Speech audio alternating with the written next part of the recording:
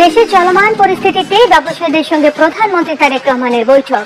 জ্বালানি সংকটের কারণে ব্যবসা প্রতিষ্ঠান বন্ধের সময়সীমা সহ করণীয় বিভিন্ন বিষয়ে আলোচনা। তেলের জন্য আজ দীর্ঘ লাইন রাজধানীর পেট্রোল পাম্পগুলোতে। পেট্রোল আর ডিজেল নিতে বিভিন্ন স্থানে অপেক্ষমান হাজারো যানবাহন। মালয়েশিয়া থেকে আরো 34,000 টন ডিজেল নিয়ে চট্টগ্রাম বন্দরে বহির্নোঙরে নোঙর করেছে ফুয়েল ট্যাঙ্কার শান গ্যাং ফাইজিয়াল। জ্বালানির দাম বাড়ালে মূল্যস্ফীতি বাড়বে বলে মন্তব্য করেছেন জ্বালানি বিশেষজ্ঞ ডক্টর ম তামিম। সারা দেশে বাড়ছে হামের ভয়াবহতা। গেল 24 ঘন্টায় রাজশাহী মেডিকেল এবং কুষ্টিয়ায় 5 জনের মৃত্যু। চট্টগ্রামে হাসপাতালে ভর্তি 16 শিশু। কাল শুরু হচ্ছে হামের বিশেষ টিকা কার্যক্রম।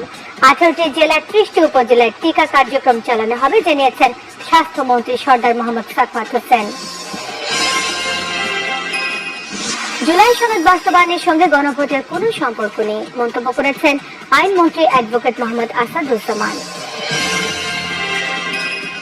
ফুটবল টুর্নামেন্টে মাইকিং করাকে কেন্দ্র করে রণক্ষেত্রে পরিণত ফরিদপুরের 8টি গ্রাম।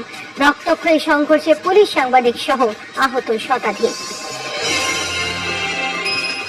কয়েক ঘন্টার ব্যবধানে যুক্তরাষ্ট্রের 2টি যুদ্ধ বিমান ভূপাতিত করেছে ইরান। দিনটিকে ইসরায়েল এবং যুক্তরাষ্ট্রের জন্য কালো দিন হিসেবে উল্লেখ করেছে ইরানের সশস্ত্র বাহিনী। মালদ্বীপে সাফ অনূর্ধ্ব 20 জয়ী বীর যুবারা দেশে ফিরছে সন্ধ্যায়। বিমানবন্দর থেকে নেওয়া হবে ছাদ খোলা বাসে। হাতির ঝিলে দেওয়া হবে সংবর্ধনা।